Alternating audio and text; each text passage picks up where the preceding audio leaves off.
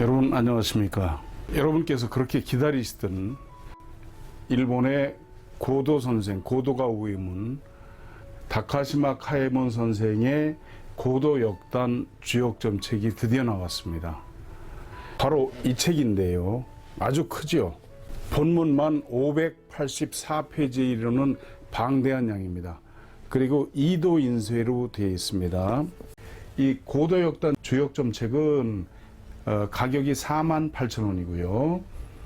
제가 쓴 주역책은 38,000원입니다. 이 두 권을 합치면 86,000원이 됩니다.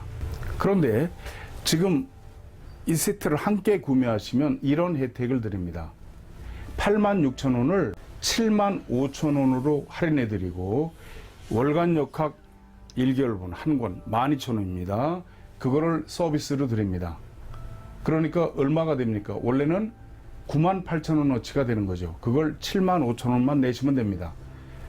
하나은행 저희 전화번호하고 같습니다.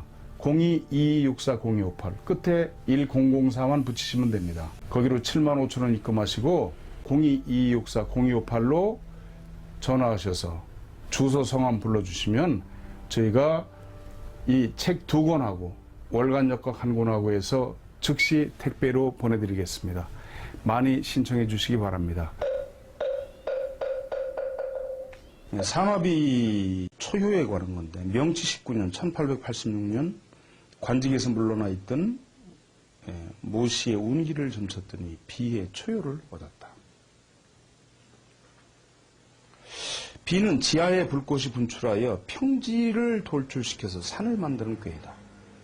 그리고 이 꾀를 비라고 한 이유는 땅은 평평하고 넓어서 다리 아래서 밟고 있는 것이고 산은 흙이 모인 것에 지나지 않는다고 하지만 우뚝 솟아 구름 위에 있을 때는 사람들이 모두 우러러보는 것이다. 또 산은 땅이 꾸며진 것 같기 때문에 비라 한 것인데 비는 장식한다는 의미다. 또 이 상을 자세히 말한다면 마치 산 꼭대기에서 커다란 분화가 일어나서 그 불꽃이 산을 비추며 찬연하게 빛나 보이는 것이다. 이것을 인사에 비유하면 내꾀의 화는 밝은 것이고 외꾀의 산은 높아서 우러러보는 것이므로 크게 움직여 아랫사람의 위에 선다고 하는 게이다.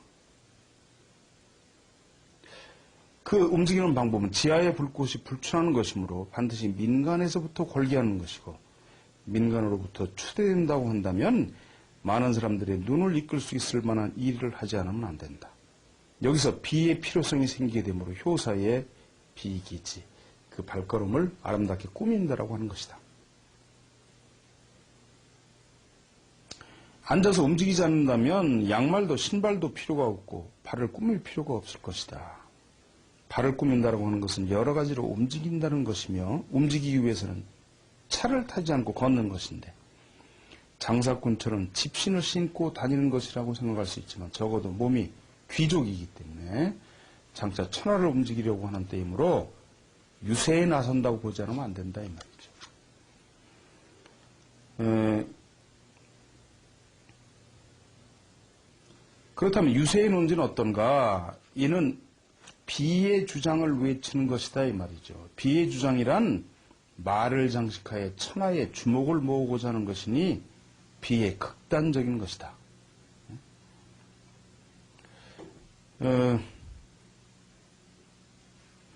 중간에 거기서 쭉 내려가시면 밑에 이제 비의 주장을 들어 천하에 외치고 있지만 그 주장은 비이기 때문에 그 목적이 달성된다고 해도 초효가 변하면 간위산이 되죠. 그렇죠? 여기 지금 여기서 보시면 초효가 동했다 그러면 동했다고 하는 건 지금 이 괴사나 효사도 쓰지만 이놈이 변하면 간위산기가 되죠. 이렇게 그죠? 김 교수님도 이제 아시겠죠? 이 정도는.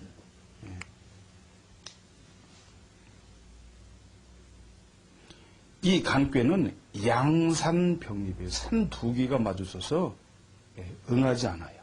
산은 그렇죠. 응할 수가 없죠. 물은 흐르지만. 너는 나, 나는 나 같은 꼴이 된다 이 말이죠. 그리고 결과는 한 걸음 나가서 2호의 위치가 되면 비기수, 그 수염을 꾸민다. 수염을 꾸민다 하면 대관이었던 사람이기 때문에 모시는 자신이 설득하여 단결시킨 부하를 버리고 마침내 입각하게 될 것이다. 왜냐하면 우유를 따라서 움직인다고 그랬죠. 여기 보시면 여기 지금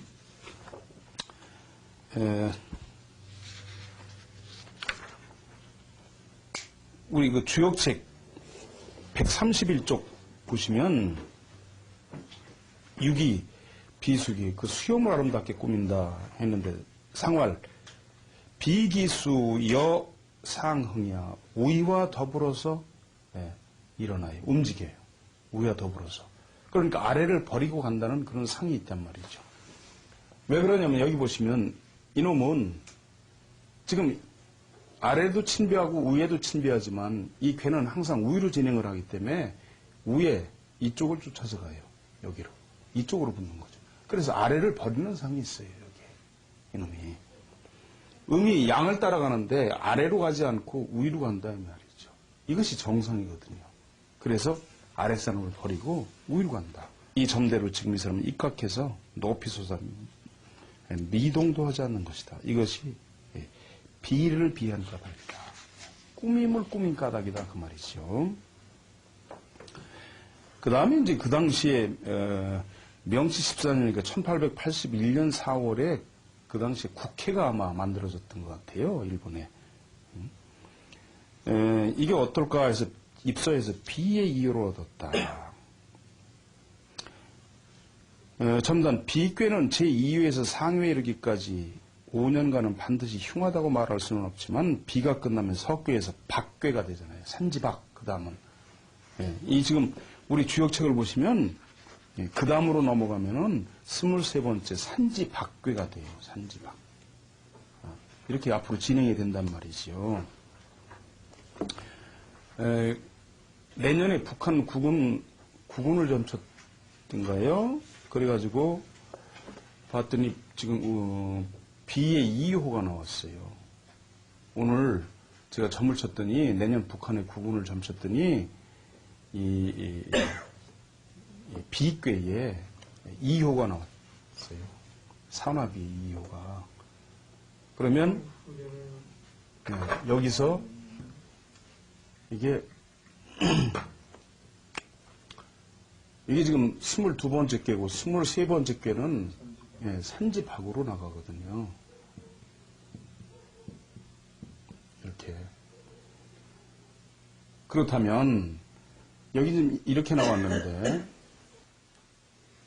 그래서 5년간은 흉하다고 말할 수는 꼭 없지만 비가 끝나면 순서에서 석괴에 산지박이 된단 말이죠. 박의 상요 즉 6년째 되는 애는 더욱 흉해진다 이 말이죠.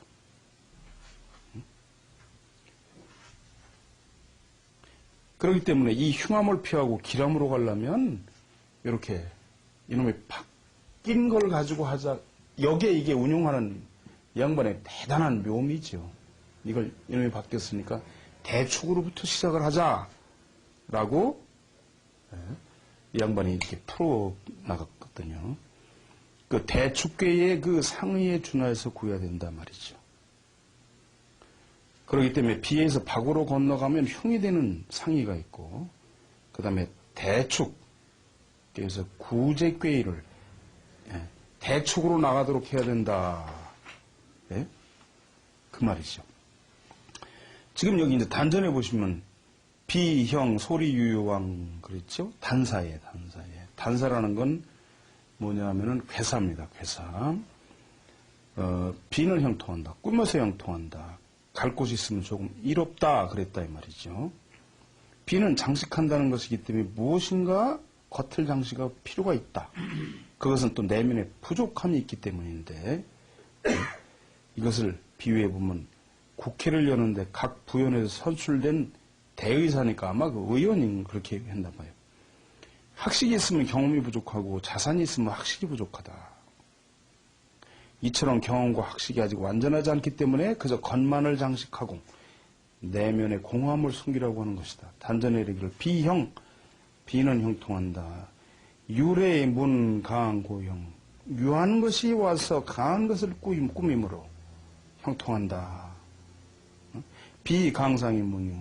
분 강상이문유. 강한 것이 나뉘어 위로 올라가서 유약한 것을 꾸민다.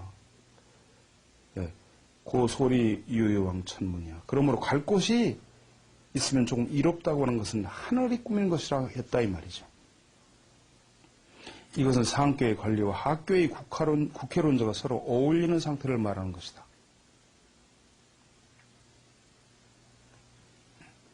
그래서 상하가 함께 꾸민다고 하는 것이다. 이렇게 했단 말이죠. 그리고 이걸 쭉 다 해서 나갈 수가 없는데 요점만 쭉 살펴보면요.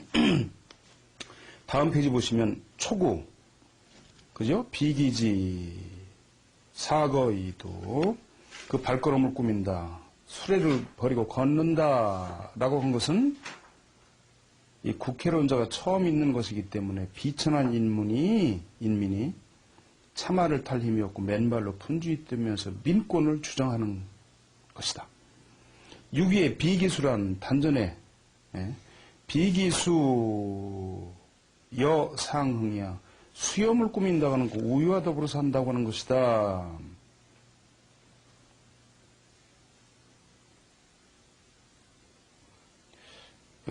상류의 토족이나 그 우윤을 가지고 있는 자가 여러 국회론자를 끌어들여서 차츰 강해진다고 하는 것이다. 이렇게 된다는 거죠. 9.3에 비여유어 영정길 꾸미는 듯하고 젖는 듯하다. 그러니 영혼이 길어야 이롭다.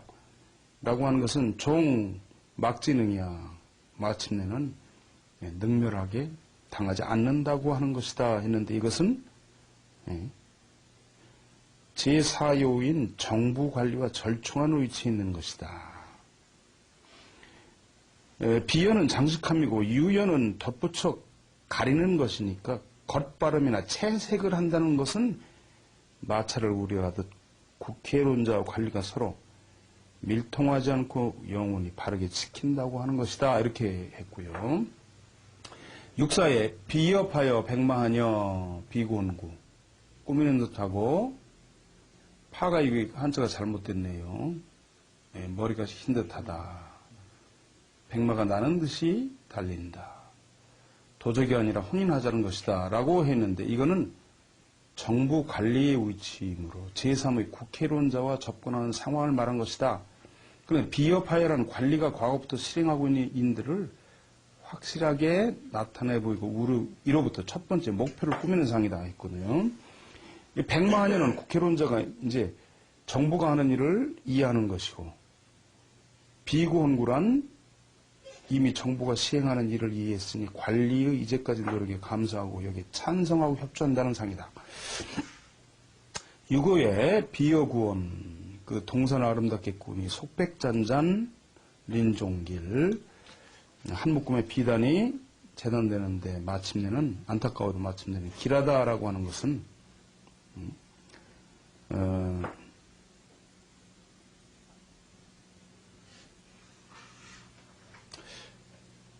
국회에서 청원을 하면은 정부가 그것을 승인한다 그런 거죠. 비여구원이란 막부부터 성터 또는 구릉 땅의 황거를 조용하고 또한 화려하지 않은 정부 청사를 건축하는 것이며 속백 잔잔 린종길이란 허식을 폐지하고 허례허식을 폐지하고 절약을 위주로 하는 상이다. 그렇게 되어 있습니다. 그 다음에 한 페이지 넘기시면 상구에 백비무구 하얗게 꾸미기 허물없다라는 것은 소위 기본적으로 노력하여 폐해를 고치고 상하가 함께 절약을 주로 하기 때문에 정부는 이제 방법으로도 출입에 조율을 할 수 있는 허물이 없다고 하는 것이다. 이제 이렇게 이걸 풀었습니다. 풀었는데 쭉 넘어가셔서요. 예. 그쪽으로 넘어갔을 때는 이제 그렇게 된다는 거죠. 근데 그건 나중에 산지 밖에서 말씀드리면 되고. 지금 이제 가지고 계신 교재 149쪽으로 넘어가서 보시면,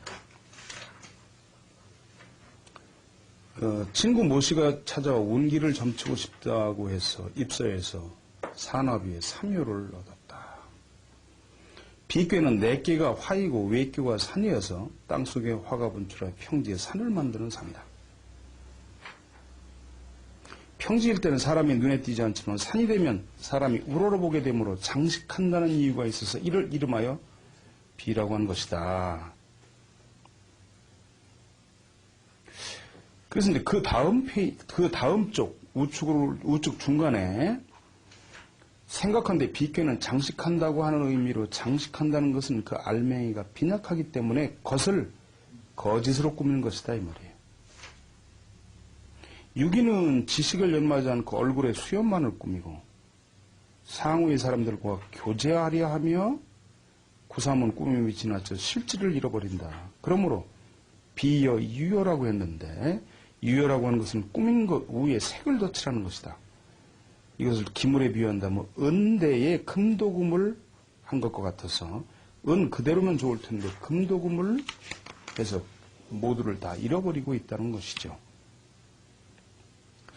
근데 그 밑에 보시면 이제 당신도 세상에 시류를 타고 임용된 것이므로 지금부터 근신하여서 마각을 드러내지 않도록 주의해야 된다. 이것을 영정지길 종막지느냐. 그래야만 사람을 업신여기지 않는다고 하는 것은 사람과의 관계에서 알력을 일으키지 않아야 된다. 이렇게 풀어줬다는 거죠.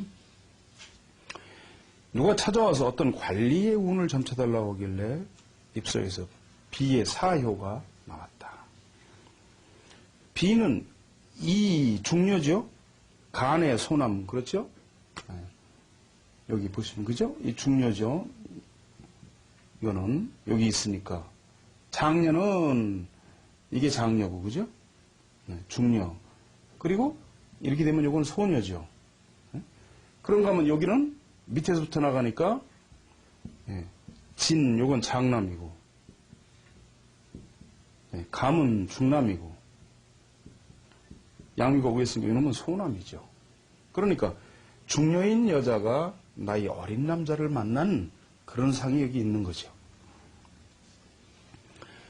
그 중녀는 연상임을 숨기기 위해 얼굴을 분으로 장식하는 것 같기 때문에 석괴전에 보면 비시기야 비는 꾸미는 것이다 이렇게 했거든요. 육사는 음이고 음의치에 있어서 이것을 모 관리가 된다. 그래서 그 차장이라는 건 여기로 말하면 차관인가 봐요. 차관은 양으로 양의 위치에 있으므로 구삼 차장과 육사의 국장은 음양상비로 긴밀하게 일을 하려고 하지만 이 국장이 의심을 품고 자신의 권위를 빼앗기지 않을까.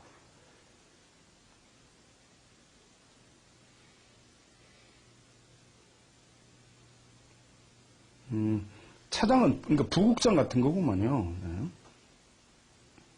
우려하고 있다.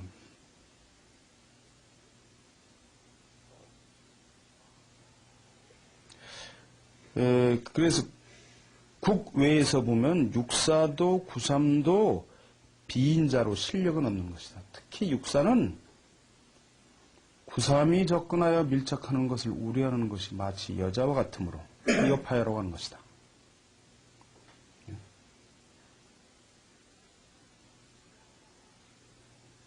그런데 백마하녀라고 있기 때문에 그 국장이 부국장을 의심해서 여자처럼 지나치게 걱정하고 있는데 그 부국장은 다른 마음이 없이 그저 긴밀하게 일을 하고 싶다고 생각할 뿐이다.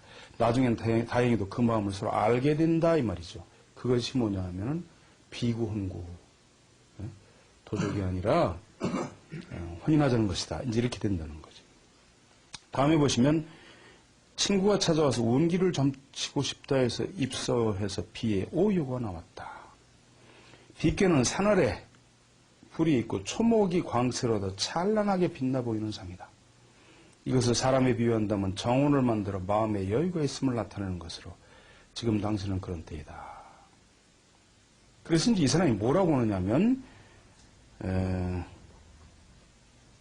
그 다음 페이지에 쭉 넘어가서 보시면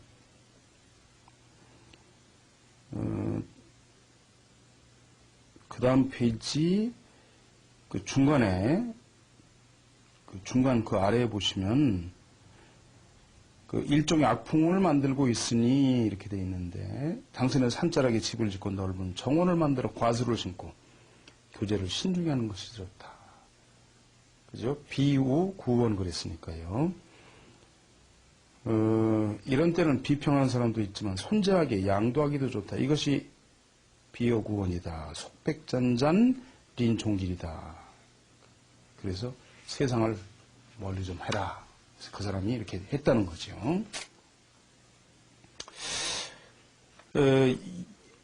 이제 이게 아마 메이지 유신 때인가 본데요. 모 관청의 관원으로 과거 사가현의 토족이었던 하촌삼랑이라는 사람이 있었는데 병이 들었는데 좀처럼 치유가 되지 않았는데 시모노세키의 병원에 가서 진찰을 받은 결과 의사의 말이 병은 심하지 않은 것 같지만 실제로는 중병이니 입원하여 치료받지 않으면 위험하다고 했다. 하촌 씨는 이 일을 상관에게 보고했더니 상관은 그의 일을 다른 사람에게 대신 맡기고 입원하여 치료를 받으라고 했다. 그런데 하촌 씨는 듣지 않고 병이 별것 아니라고 하면서 임제로 돌아왔다. 그의 상관이 이제 고도 선생한테 하촌 씨의 병이 어떻게 되는 것인지 이를 점치고 싶다 했다. 이 입사에 비해 상유를 얻었다. 하촌 씨는 죽게 될 것이다라고 말하자 그는 의사도 이미 중병이라고 진단했지만 선생은 무엇을 가지고 죽음을 예언하고 있느냐고 하였다. 나는 비는 산을 위로 하고 불을 아래로 한다. 그렇죠? 산화 비니까.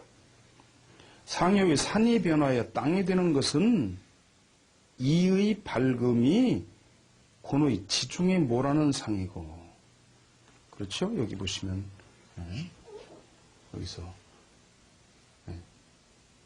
이게 지금 이놈이 변하면 이게 어떻게 됩니까? 이게 변하면 이렇게 되죠. 그럼 이놈이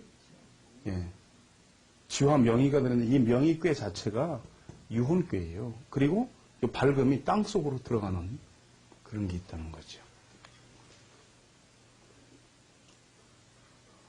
상여의 양의 변화에 의미되는 것이므로 양은 생이고 음은 사이면서 죽음이면서 생이 변하면 사가 되는 상이다.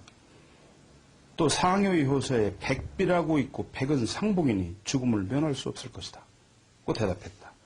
그 후 한 달도 지나지 않아서 하촌 씨의 부고가 전해졌다. 이제 그렇거든요. 그 전에도 한번 말씀을 드렸지만 제가 그 처가 그 이모부가 이 양반이 아주 저를 잘 그 참 끔찍하게 잘 대해 주셨어요. 그래서 이제 만나면 같이 술도 하고 그 연세가 좀 있었는데 근데 이제 아들들이 뭐 신통치 않고 그러니까 그냥 그 몸이 아파도 병원도 안 가고 뭐 노로모 같은 것만 사다 자시고 그랬다는 거죠. 그 이제 하도 그러니까 아이 그 좀 병원에 가보라고 그래서 데리고 갔더니 위암 말기라는 거예요. 그 이제 방법이 없는 거죠. 전이가 다 되고 그래서 저 이제 충청도 공주 어디에 그 요양을 가 계시다고 그러더라고요. 그 아들 집에. 그래서 제가 갔습니다. 근데 그때는 뭐 말기니 뭐 암이니 그것도 잘 몰랐고 그냥 뭐 그 요양 가 계시다더라 해서 갔어요. 갔는데 이 양반이 머리고 피부고 전부 다 하얘요. 그래서 그 순간에 뭐 그냥 괴가 탁 떠오르는데 이 산화비 상효가 딱 떠오르더라고요. 그러면 이거 한 달이 못 가는데. 응? 그래 이제 그 아들한테 이거 어떻게 된 거냐. 근데 이 양반이 서울서 내려올 때보다는 훨씬 좋아졌다고. 뭐 일어나 앉아서 그러면서 올라가서 이제 집 팔아가지고 고생하지 말고 집이 2층 집이니까 자식들도 좀 나눠주고 나도 편하게 살아야겠다고 그러더란 말이에요. 근데 보니까 한 달을 못 살아요. 탁 순간적으로 머릿속에 괴가. 그래서 이제 그 아들한테 이거 어떻게 된 거냐니까 암이라고 말기 암이라고 그러는데 위암인데 오실 때보다는 지금 아주 훨씬 좋아졌다고 그래요. 그러니 거기다 대고 뭐 얘기도 못하고 이제 올라오면서 제가 그랬습니다. 한 달을 못 갈 것이다. 그래서 제 장인장모하고 다 같이 갔는데 앞으로 한 달을 못 간다. 많이 좋아졌다는데 그리고 무슨 시래기하고 계속 삶아서 자시고 그래가지고 많이 좋아졌다고 그런다는 거죠. 근데 과연 정말로 한 20여일 지나가지고 보고 왔더구만, 연락이 왔더구만요. 돌아갔다고. 그래서 이 괴가 참 이렇게 되면 이게 끊어지는 게 지화명이라고 그래서 발금이 땅 속으로 들어가는 거거든요. 유혼괴예요, 유혼괴. 이래도 죽는 거죠. 귀혼괴하고 유혼괴가 어떻게 다르냐면 여기 보시면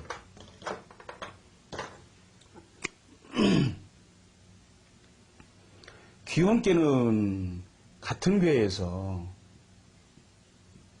오효가 변한 거죠. 오효 하나가 변한 거예요. 예? 예, 그럼 화천대유. 그런데 유혼괴는 그게 아니고요. 어떻게 보셔야 되느냐면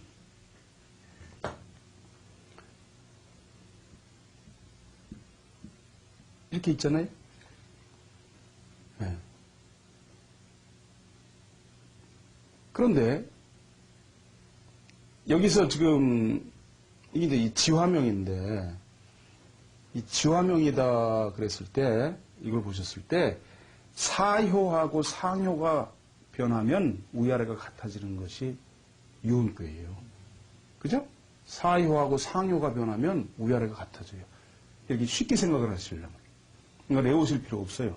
사효하고 상효가 변했을 때 위아래가 같아진다. 그러면 그건 유혼괴고. 네. 위아래가 오효가 변하면 위아래가 같아지면 귀혼괴예요. 이게 다 죽는 괴예요. 그런데 화천대유는 뭐예요? 귀혼괴죠, 이건. 귀혼. 네. 혼이 돌아간다고 하는 거. 유는 떠난다는 거고. 오효가 이제 네. 여기에서 양효로 변하면 위아래가 같아지는 거죠. 그런가 하면 예. 여기는 예. 지금 예. 이건 여기서는 사효하고 상효가 변하면 위아래가 같아지는 것은 유혼괴고 그렇죠. 이 지화명의가 그 전에 그 새해 운을 점쳤을 때 제가 김수환 추기경 점을 쳤더니 명의괴가 탁 나왔어요. 그래서 돌아가신다. 이렇게 이제 책에 누가 죽는다고는 안 했지만 그의 1월 후에 저명한 종교인과 전직 대통령 등 2, 3명이 위태롭다 그랬죠. 그런데 김수환 추기경이 돌아가시고 노무현 대통령이 돌아가고